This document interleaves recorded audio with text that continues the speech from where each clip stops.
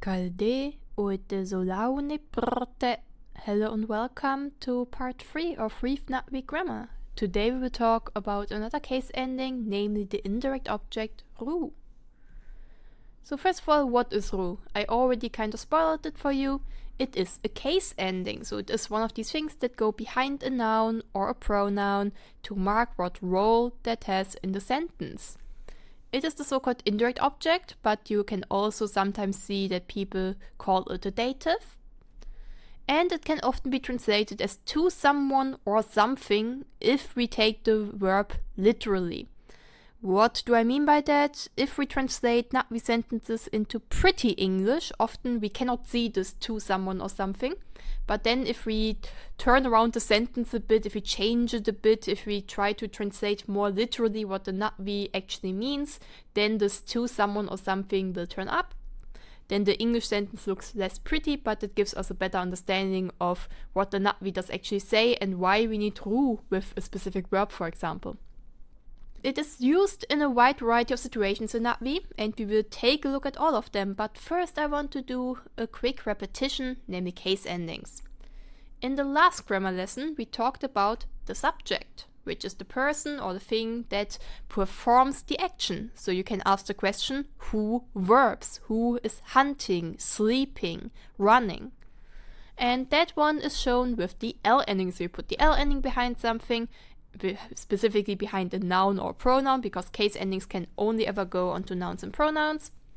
And then that noun or pronoun is the subject of a transitive sentence. We had this nice table to show us how we have to change words to put the L ending on them.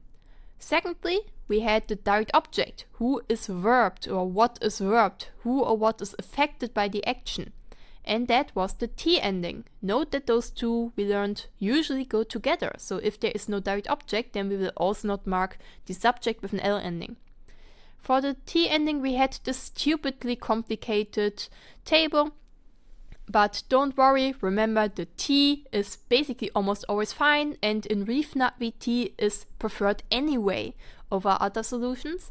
So you will very often just use T, and you don't really have to learn by heart all the diphthong special rules. You can learn them if you like to learn details, but you don't really need to know all of that.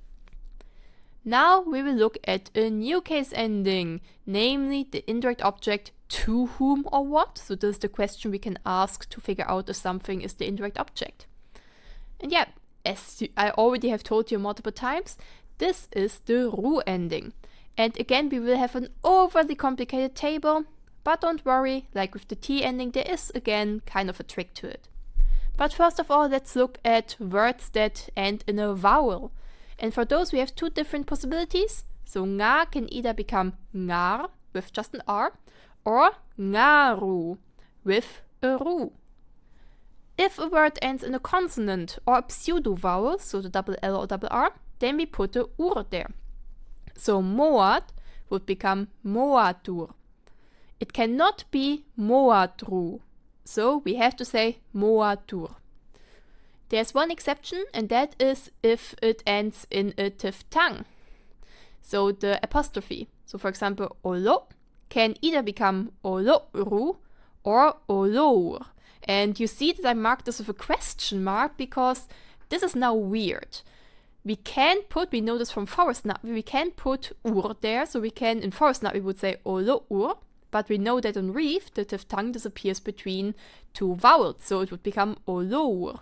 Now we have the weird situation that we have an ur ending after a vowel, which usually gets shortened to just an R. So do we now get olor, or does it stay olour, or is it just oloru? Unfortunately, I at this point don't have an answer to this. This video will be deleted and re-uploaded as soon as we get more information on this, and we are currently working on getting the information because an email to Kai Paul has been sent where we ask this question and many others about Reef, but at this point we simply don't know what happens in this case. And then for diphthongs we again have a lot of very complicated roots, but again there is a trick to it, namely that the ru is always correct. So eiru, airu, euru or auru are all correct, so you can just use ru and then you don't have to worry about this at all and you can ignore all the other rules. So what do we now use it for? There are a bunch of situations, and I will first give you a list of all the situations, and then we will step by step look through all the situations and look at a bunch of examples. But let's first look at the overview. As I said a few times already, it can be usually translated as to someone or something, but this can be quite abstract, so in pretty English this might not show up, and you will see later a bunch of times what I mean with this. With transitive verbs, it can be the receiver of something. So if something is given or shown or promised to someone, then we use ru for the person that receives something. With intransitive verbs, it's also very often used, and then we use it often when in English we would use a direct object. So if you have a verb that in English is transitive, but in Na'vi is intransitive, then of course the question arises, what do I do with the direct object in English, because how do I translate this in Na'vi? And very often you then use the indirect object instead. This doesn't apply always. This is just something that happens sometimes and kind of often. And you will see later with literal translations when it makes sense and when it doesn't. You see now that the ru case ending actually is used both with transitive verbs and intransitive verbs, while I told you for L and T in the last grammar lesson that we only use those with transitive verbs. And yeah, only L and T care about if a verb is transitive or intransitive. All other case endings, including the indirect object ru, do not care at all if a verb is transitive or intransitive. They only care about, does it make sense for the meaning to use this case ending right now. It is very often used with C verbs, which is a specific type of intransitive verbs. We will talk a bit more about what C verbs are in a moment. And is very good friends with the verb lu, which, if you have looked at the vocab video from the last chapter, you will be very familiar with already. If in doubt, I really advise to just check what a verb uses, because sometimes Na'vi and English just work differently, and then you cannot just know how to use a verb. You really need to check, to double check, to look it up, and there is no shame in this. You're learning, so you can't know everything from the beginning. So really don't hesitate to check what a verb does, which case endings it uses. Let's start with ru in combination with lu. Lu, as you probably know, means to be. I have an ikran. Lu ikran weru. Now you see, the first sentence in English doesn't have to be in it. It has the verb to have. But in Na'vi, we actually don't have the verb to have. It doesn't exist. So instead of saying I have an ikran, we say there is an ikran, lu ikran, to me, weru. So to me there is an ikran, meaning I have an ikran. This is just how Na'vi handles the situation. You have a book, just another example of the same structure. Ngaru, so to you, lu pok. To you, there is a book. To me, that is easy. Weru tsau luftue. This one is pretty literal, I think, so I don't need to explain much here. It's just, yeah, tsau luftue, that is easy. To whom is it easy? To me, so weru. Next we have a very famous sentence, or not really famous, but people ask us about this one very, very often. Ngayaune luwer, you are beloved to me, which then translates to I love you. Why do we need to translate this so weirdly? Again, there is simply no verb for to love in Na'vi. We have a noun, te yaun, which means love, like the concept of love, which of course we cannot use to say I love you, because here we need a verb. Remember, word types are very important in Na'vi. And then we have yaune, which is the adjective beloved. So nga yaune lu means you are beloved. And then if I want to say that I love you, then what it actually means is just you are beloved to me. So nga yaune lu wer. The same also applies to, for example, to miss someone. Poru lom nga lu. You are missed to him. Or, in pretty English, he misses you. There is actually a verb in Na'vi for to miss, hoop. But that verb literally does not mean to miss someone as in they're not here so you miss them, but it actually means you're shooting at someone and you're missing them. Like you're missing a target that we're shooting at. This is not what you want to say, so use this structure instead and just say, for example, ngalom luwer, you are missed to me, I miss you. Another example of the structure would be the mother trusts the warrior. So to trust again is not a verb in Natvi, but we have the adjective mal, which means trustworthy or trust inspiring. So I can say Tsyili mal. The warrior is trustworthy. To whom is he trustworthy? To the mother, so Satnokur. Tsyili mal Satnokur. The warrior is trustworthy to the mother. The mother trusts the warrior. So you see that some verbs simply do not have an equivalent in Natvi. And some of them can be solved by just using lu together with an adjective, together with the ru case ending. In this slide you saw to have, to love, to miss and to trust as examples of such verbs. Next, let's look at ru in combination with intransitive verbs. Just as a reminder, intransitive verbs cannot use LNT case endings because they can never have a direct object. And some of them use ru instead. And for this slide, I will now go through the sentences kind of quickly. And I want you to look at them and look at the words and look at which word gets which case ending. Because there are some sentences that are a bit weird. I will explain to you why they are weird or why they might look weird on first glance after I went through all of them, but I want you to look for it yourself first. So let's look at the sentences. I like the flower. Sunu shulang weru. You know him. Ngaru po smon. Kiri prays to Ewa. Ewaru aho kiri. This is important to me. Tsranten feu weru. Lastly, that surprises the mother. Tsakem satnokur loho. Note that the tsakem or tsakem doesn't have an underline.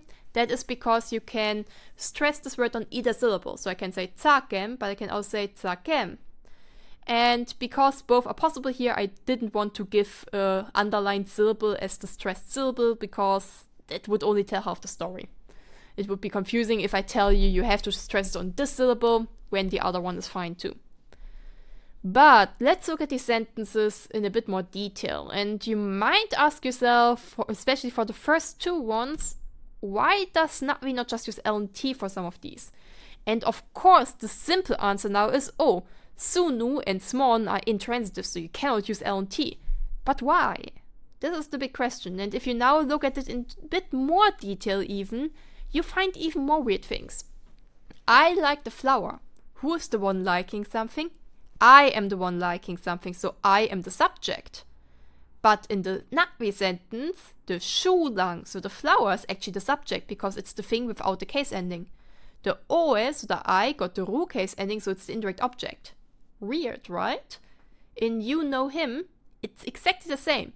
You know him, so you are the subject, you're the one doing the knowing.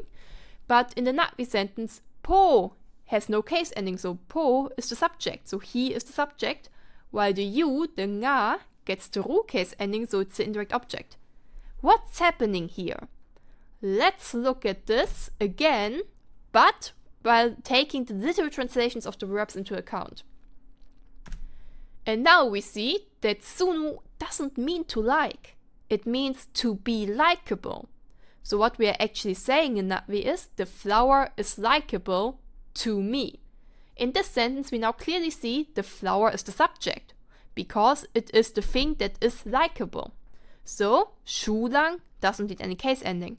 Then we need to add to whom is it likable? To me, so weru. So we get the sentence, sunu shulang weru. The flower is likable to me, which in pretty English then translates to I like the flower. Exactly the same is happening to the next sentence. You know him, but in Natvi we actually say he is known to you. So smon means to be known. If he is the one known, then he is the subject, so he doesn't get any case endings, so we get posmon, he is known. To whom is he known? Ngaru, to you. So ngaru posmon, he is known to you. You know him in pretty English. The next sentences were mostly clear, I think. Kiri prays to Ewa, Ewaru aho Kiri, so that one is pretty clear. Same structure in English and Latvi. This is important to me, same here. Tsranten feuweru, same structure in English like in Latvi. The last one is only slightly weird. That surprises the mother. So why is the Latvi one intransitive? The reason is again that loho literally doesn't mean to surprise someone, but to be surprising. So tsagem loho doesn't mean that action surprises, it means that action is surprising. So to say that someone is being surprised, in this case the mother, we have to say that something is surprising to the mother. So we get tsagem satnokur loho. These were just a few examples of intransitive verbs that use ru. Of course there are many more, but here just a few examples that hopefully help you to see some patterns in there. Let's next look at C verbs and how they can be used together with ru.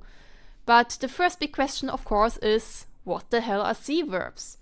If you look up C in the dictionary, you get very not helpful things, like auxiliary verb. Thank you for that info, I guess. Auxiliary verb, postpositional non-bound verb do make. Thank you, Gesundheit. So what does this actually mean? C is a small kind of helping verb. It doesn't mean much on its own. It means something like to do or to make, but you cannot use it on its own. But you can put it behind other words to make new verb. You can take a noun and then put C after it, and then the noun has been turned into a verb. So you create new verbs by putting C behind words. The C cannot be used on its own, so you cannot use C to mean to do or to make. C only exists in its forms together with the other words when it makes new verbs. Usually these verbs are based on nouns or adjectives. I will show you a few examples in a moment. And very importantly, we cannot make our own C verbs. So you cannot just put C behind any word you like and say, hey, I created a new verb, this is super useful. No, the C verbs only are usable if they are like this in the dictionary. For example, uvansi, to play, from uvan, a game, is in the dictionary, so you can use it. But for example, I don't know, ioangsi, from animal plus C, to do like an animal, I don't know, is not in the dictionary, so you cannot use it. One exception is names. In colloquial language, so if you are talking in a way that is really not formal at all, you can say a name plus C to say to act as that person would do. For example, you could say tekresi, for to pull a tekre, to do as tekre would do. And that is acceptable in colloquial speech. But otherwise, you cannot make your own C verbs. Let's look at a few examples of C verbs. Irayo means thanks, or it's also a noun, a thank. And this one can be turned into irayosi, to thank. Kalde, hello, an interjection, turns into kaldesi, to greet. Laro, clean, an adjective, turns into larosi, to clean. Lau, clear, turns into lausi, to make clear, to clarify. Uvan, game, turns into uvansi, to play. Kelku, house or home, turns into kelkusi, to live or to dwell. So now the question is, why are they always intransitive? So if you remember, last time when we talked about transitivity, I told you as one tip that all C verbs are always intransitive, but why is this the case? And again, it helps to look at literal translations. So let's do exactly that. Here are our C verbs. Let's see. Remember that the C on its own can kind of be translated to do or to make. You cannot use it on its own like this, but we can look at it like this when we translate our verbs.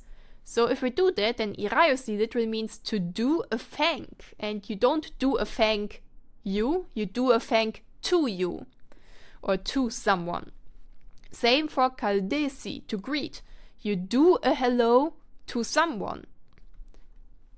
Larosi would then be to do clean, so to do the adjective clean, the concept of clean, to something, to apply this concept to something.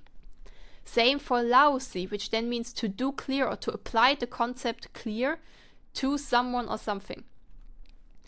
Uvansi would be to do a game. Kelkusi would be to do home or house. So again, literal translations help to understand the grammar behind how to use a verb. But now I talked for like 5 minutes about what C verbs are. Remember that the topic of this lesson actually is the ru case ending, so let's look at ru in combination with C verbs finally. The child thanks the mother. Sa nokur iraiusi eveng. So literally, the child does thanks to the mother. Remember, intransitive, so we cannot use LMT here. But instead we're doing something, we're applying the thanks to the mother. He greets them. Po foru kaldesi. The same principle again, he does a hello, he does a greeting to them. I will not do the literal translation now for all of them. I think the concept probably is clear, and if you have any questions, you can of course ask them in the comments. I clean the house. Larosi oe kelkuru. They make it clear. Tsaru for lausi. I experience neteyam. Lie sioe neteyamur. So this one is from the song chord from the second movie. I play Elden Ring. Oe uvan alo Elden Ring si. Now you might wonder why they put the sentence here. It doesn't have a ru ending, and that's precisely the point. I see a lot of beginners trying to do something like Oe uvan si uvanur alo Elden Ring, or Oe uvan si Elden Ringur. But if you think about this verb literally, then it doesn't make sense, because if I say Oe uvan si uvanur in an attempt to say I play a game, then what I'm literally saying is I do a game to a game, which doesn't make that much sense. So instead of trying to fit an object in there, what we do is we describe the noun that the verb is based on in more detail. So we're literally saying I do a game called Elden Ring. Oe uvan alo Elden Ring si.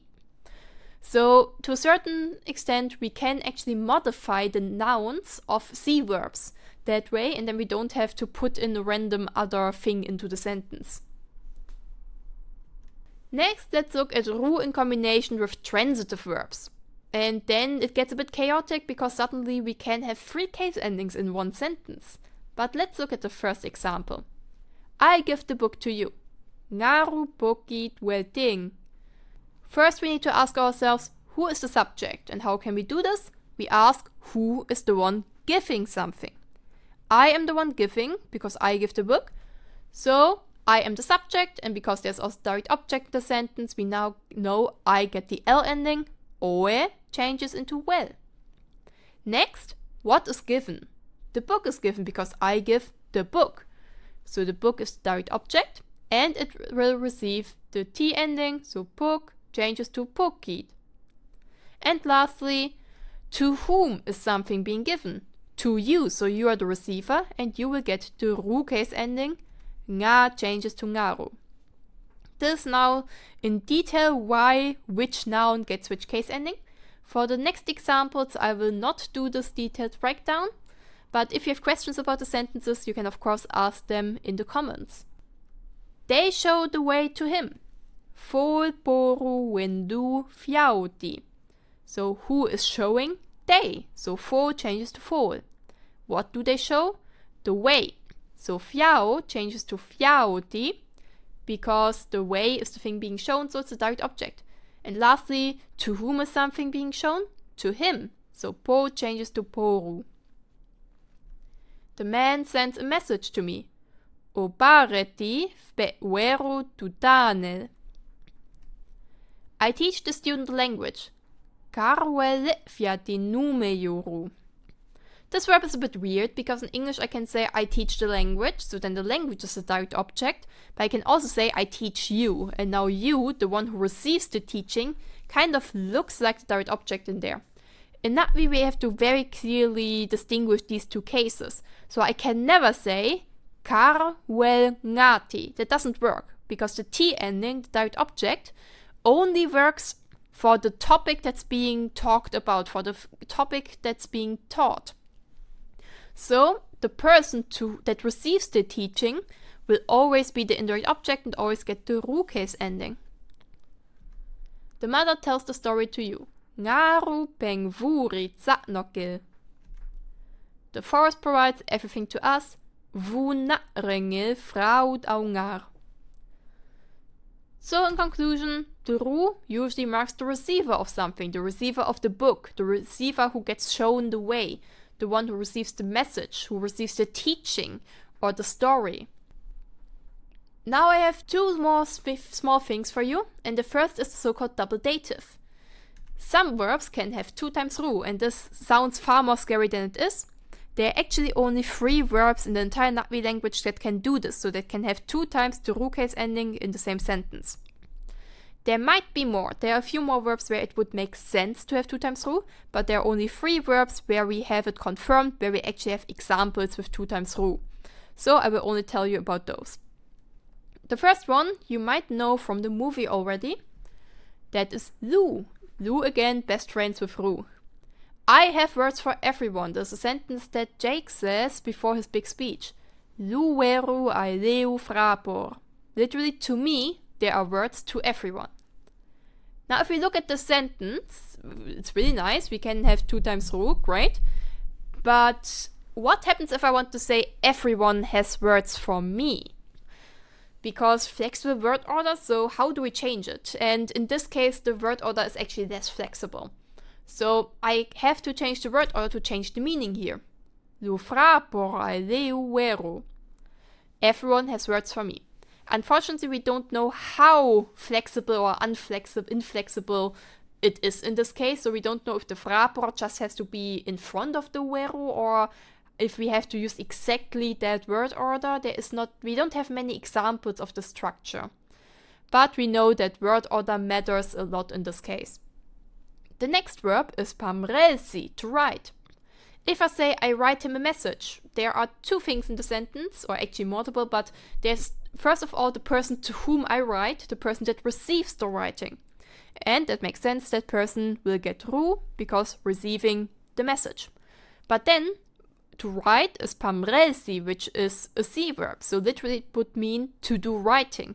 So if I write a message, then what I'm doing is I do writing to the message. I do the concept of writing to the message.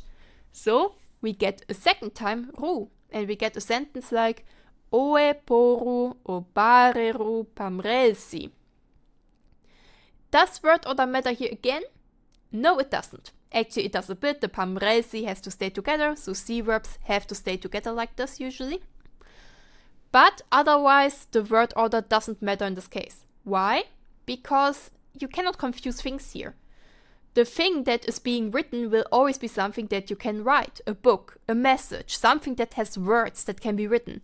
While the receiver of the written thing will be a person, or I don't know, you can probably also write a message to your dog or to your plushie, but that's still, there is no danger of confusing things here. So because of this, the word order doesn't matter in this case.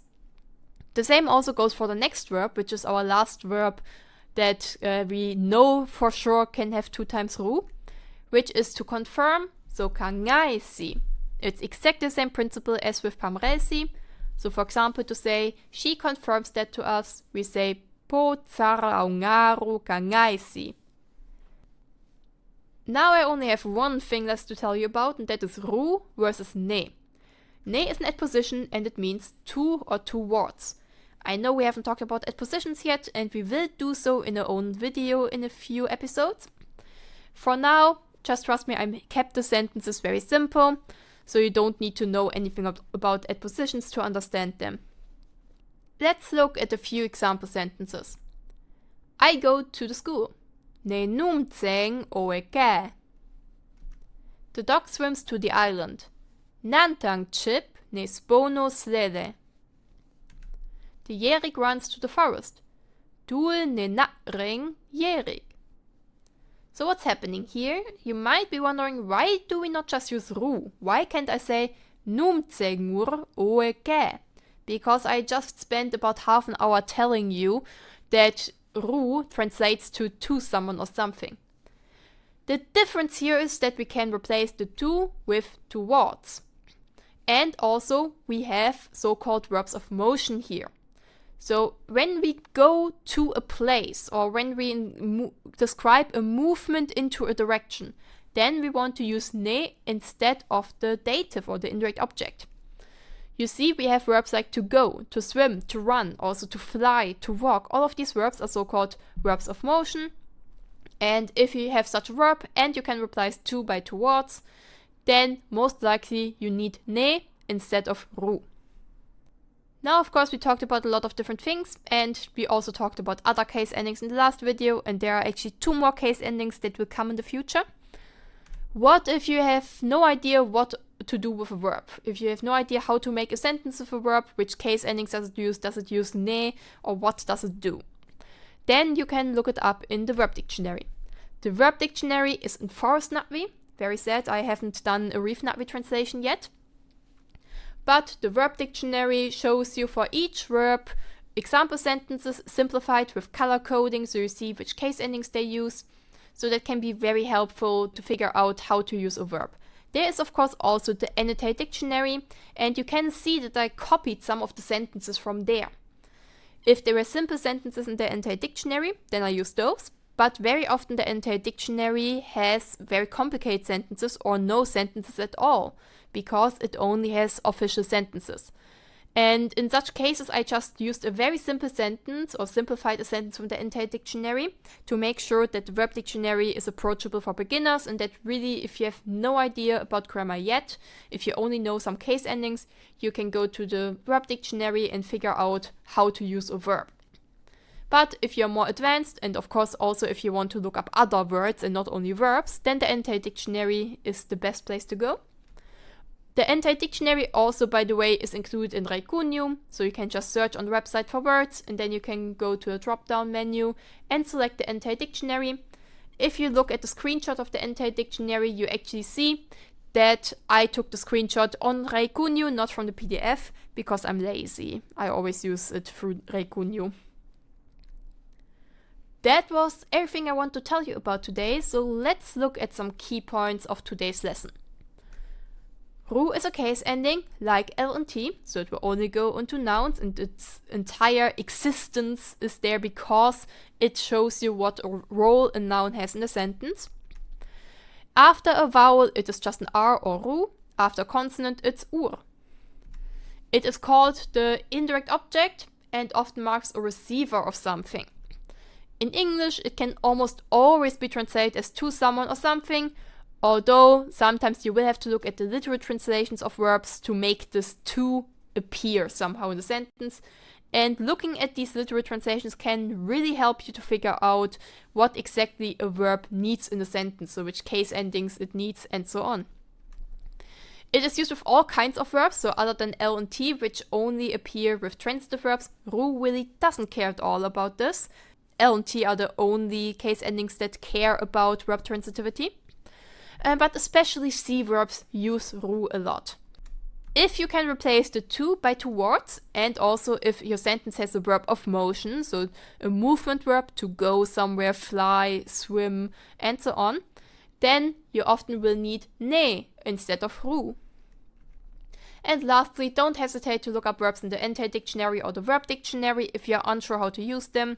It is completely natural to not know how to use a verb because very often they just work very differently from their English counterparts. So looking it up is actually important in the process of learning how to use a verb. That was it for today. Luce baum ngarus rak, ne je baum. Do you have questions? Just ask. You can reach me on Discord, via email, and of course also in the comment section. I try to be more active in the comment section and answer as fast as possible. Sometimes I forget that I have a YouTube account and then I don't answer for a while, but I try to get better. The next video in the full course would be the listening 3.1, so the vocab video. But if you're just here for the grammar video, then adjectives will be the next topic, although it might not be out yet when you see this video. Hai, hallo vai, mevrouw.